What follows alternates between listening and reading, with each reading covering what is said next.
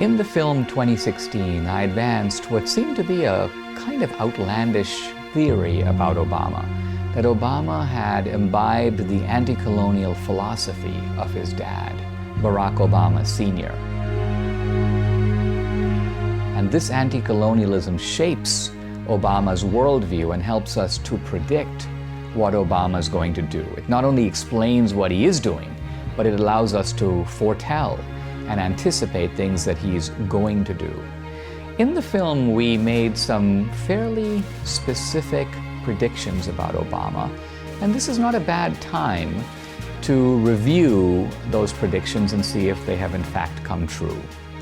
So one of the predictions is that Obama would spend money promiscuously to raise the debt in virtual indifference to the impact of the debt on American citizens. In fact, Obama has been racking up the debt at the rate of $1 trillion a year. The debt has doubled in Obama's term in office. So Bush was a big spender, but even in his most profligate days, Bush was spending $500 billion. Obama has doubled that on an annual basis. The country is now almost $17 trillion in debt. That's bigger than our gross domestic product. And that's an awful burden to saddle our children and grandchildren. It's also a burden that drags the economy down and redistributes wealth away from America to the rest of the world. Why? Because in the past, much of our debt was owed to other Americans. But now, a significant portion of our debt, about a third, is owed to foreigners.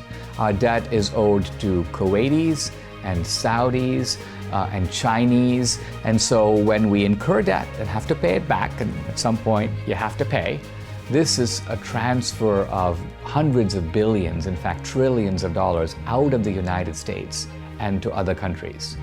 My theory about Obama was that he wanted and wants global redistribution, and debt is a weapon of global redistribution. My second prediction is that Obama wants to shrink the influence of American foreign policy. This is not the unintentional effect of a blundering president. If you want that, you have to go to Jimmy Carter. When Jimmy Carter pulled the Persian rug out from the Shah of Iran, oops, he got Khomeini. He didn't know he was going to get somebody who would be congenitally hostile to American foreign policy, so he was surprised. But when Obama supports the Muslim Brotherhood, he knows that this is the oldest and most powerful organization of radical Islam in the world. He knows that the Muslim Brotherhood is trying to consolidate its power not only in Egypt, but throughout the Middle East. And yet, when the Muslim Brotherhood comes to power, Obama doesn't seem perturbed. In fact, he seems kind of excited. When the military pushes out the Muslim Brotherhood, Obama seems flummoxed. He doesn't really know what to do. Suddenly you've got guys who used to be allies with the United States, the Egyptian military, and what does Obama do? He cuts American aid to the military to antagonize those guys. It's almost like he's looking to take Egypt, which is a longtime ally, and make it into an enemy. Now you might say, wait a minute, Obama's, he couldn't help it. There was Tahrir Square, there were the students in the streets, America believes in democracy. Surely Obama has no choice but to support democracy in Egypt. But wait a minute, in 2009 there were massive pro-democracy demonstrations in Iran. Did Obama back the democracy movement? No, he opposed it. He in fact said, let's stay out. He said, let's leave things to, and now I quote him, the supreme leader. The Iranian mullahs, they bring out the police, they beat up the protesters, and that's the end of the democracy movement in Iran. So there's a real double standard in Obama's treatment of Iran, where he opposed the democracy movement, and Egypt, where he supported it. Now, when an intelligent man does something that's contradictory, it's not because he's a fool. It's because he's up to something else. The difference between Iran and Egypt is that Iran is an adversary of the United States, and Obama seems to have no interest in weakening our adversaries, while he does seem to have an interest in weakening our allies. This double standard can be seen also in the way that Obama has treated Libya on the one hand and Syria on the other. So when there was an uprising in Benghazi under Gaddafi, Obama moves into action. He says there's genocide going on in Libya. We've got to stop it. We've got to use US airplanes. We need NATO.